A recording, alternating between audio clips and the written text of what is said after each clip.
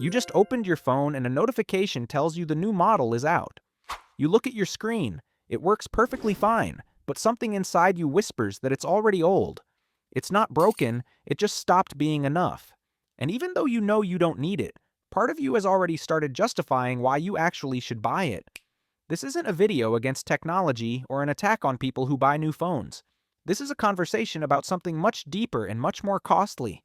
There are decisions that seem small, that don't hurt when you make them, but that you repeat for years without realizing it, and they end up defining your financial future more than your salary or your career.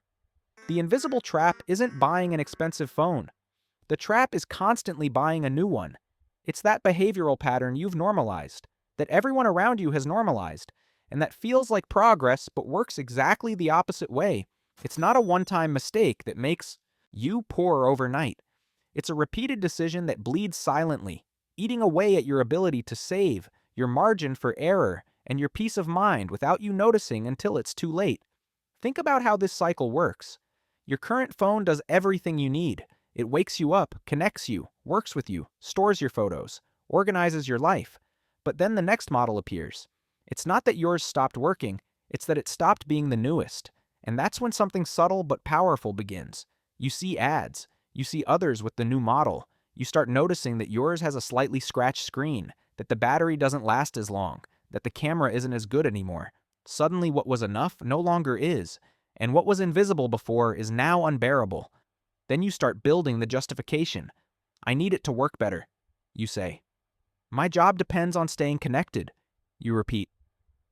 I deserve it after all this hard work, you convince yourself. And the decision feels reasonable, mature, even responsible. Because you can afford it. Because there's financing. Because it's only $30 or $40 a month. Because everyone does it. And just like that, without drama, without guilt, without anyone telling you you're making a mistake, you upgrade. But here's the problem nobody tells you about. You're not buying a phone. You're renting status. You're paying not to feel behind. And that decision, which seems harmless, has a real cost that goes far beyond the price you see in the store. Because it's not just about what you pay today. It's about what you pay for years. A new phone every year or two. Monthly payments that add up. New accessories because the old ones don't work anymore. Cases, chargers, earbuds. And meanwhile, the previous phone, the one that was cutting edge 6 months ago, is now worth half or less. You don't use it, you don't sell it, you just store it in a drawer with all the others, and the cycle repeats. Warren understood this decades ago. Not because he was a financial genius, but because he understood something much simpler and much more important. He understood that wealth isn't built by buying things that lose value. It's built by letting time work in your favor, not against you. And every time you buy something that depreciates quickly, you're using your money in the wrong direction. You're not moving forward, you're going backward in style. The real damage from this pattern isn't visible at first. It doesn't make you poor overnight. It doesn't leave you homeless. It simply keeps you in the same place for years while you think you're advancing. It keeps you trapped in a cycle where you work harder to maintain a lifestyle that doesn't make you freer, just busier. And the worst part is that this pattern doesn't stop at phones. It expands. It becomes your way of thinking about everything else. Think about the car. Yours works fine, gets you from place to place without problems. It's paid, off. But then you see a new model came out, or your neighbor changed theirs, or everyone at work has newer cars, and you start noticing the small imperfections in yours. The upholstery that's no longer pristine, the technology that's no longer the latest, and again without realizing it, you start justifying. It's safer, you say. It's more fuel efficient, you convince yourself. I need something more reliable, you repeat. And once more, there's financing. It's only $200 a month, and you enter the same cycle again. A car that loses value from the moment it leaves the dealership. Payments that eat up a significant chunk of your salary. And the feeling that you're improving when you're really just changing cages. Or think about your apartment. You live in a place that meets your needs, but there's always something better. A slightly more prestigious area. A more modern building. More square footage you don't actually need but feel you should have. And you raise the rent or increase the mortgage. And now you need new furniture because the old stuff doesn't fit. And you need to decorate because the space demands it. And again, without noticing, you're spending more to maintain an identity that requires constant updating. The pattern is always the same. It's not the object itself. It's the need to update who you are through what you have. It's confusing progress with consumption. It's believing that moving from one product to another means you're moving forward in life when you're really just running in place. And here's the uncomfortable revelation. These decisions aren't really seeking comfort. They're seeking validation. Your brain isn't trying to improve your life. It's trying to protect your status. It's trying to make sure you don't fall behind, that you keep belonging, that nobody sees you as someone who can no longer afford to stay current. And that need, that silent fear of appearing outdated, is what keeps you trapped.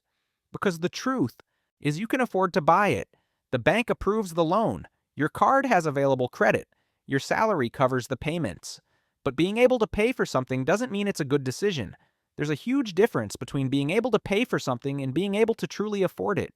Being able to pay means you have the money today. Being able to afford it means you have the money today without sacrificing your freedom tomorrow.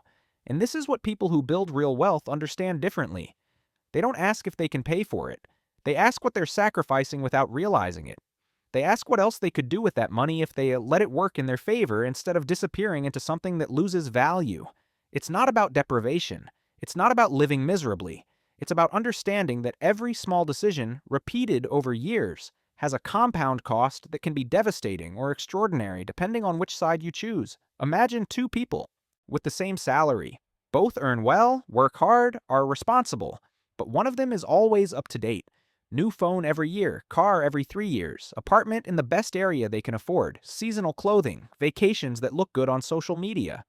The other person is invisible, has a phone that works, an old but reliable car, lives in a modest place, doesn't impress anyone. But that second person is doing something the first one doesn't see.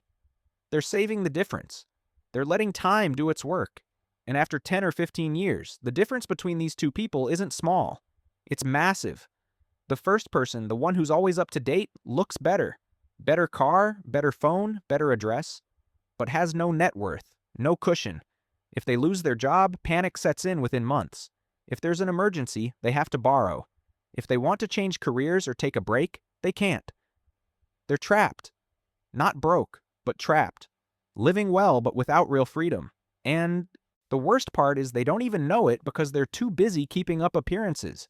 The second person, the invisible one, doesn't have anything that impresses anyone. But they have something much more valuable. They have options. They have margin for error. They have peace of mind. They can say no. They can change direction. They can wait. They can make decisions without the gun of monthly payments pointed at their head. And that difference, that silent freedom, is worth infinitely more than any object that loses value. Warren always insisted on something that sounds simple, but almost nobody applies. Real luxury isn't having the best things. Real luxury is not needing them to feel valuable. It's being able to choose based on what truly matters, not on what others think. And you only have that ability to choose if you build margin, if you resist the temptation to spend it all, if you understand that patience is the most powerful advantage that exists.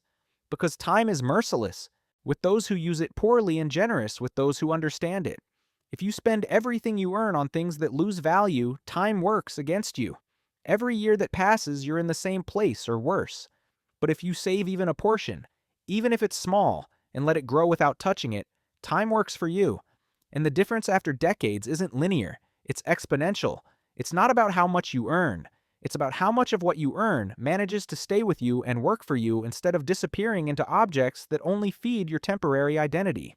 There are people who earn a lot and have nothing. And there are people who earn less, but after years have something solid, something that doesn't depend on continuing to run on the wheel. And here's the cruelest irony of all. The person who seems to be falling behind, who doesn't constantly upgrade, who doesn't keep pace with consumption, that person is actually moving ahead. But nobody sees it because real progress is invisible at first. It doesn't make noise. It doesn't impress at dinners. It doesn't generate likes. It simply grows in silence while everyone else is busy proving they're doing well. The problem isn't wanting new things. The problem isn't enjoying technology or having nice things. The problem is sacrificing your future because you can't stand feeling out of place today. The problem is confusing personal worth with market value. The problem is believing that keeping up with consumption means keeping up with life. And perhaps the hardest part of all this is that nobody's going to tell you you're wrong. Because everyone's doing the same thing. Everyone's trapped in the same cycle. Everyone's justifying the same decisions. And when everyone does the same thing, it seems normal.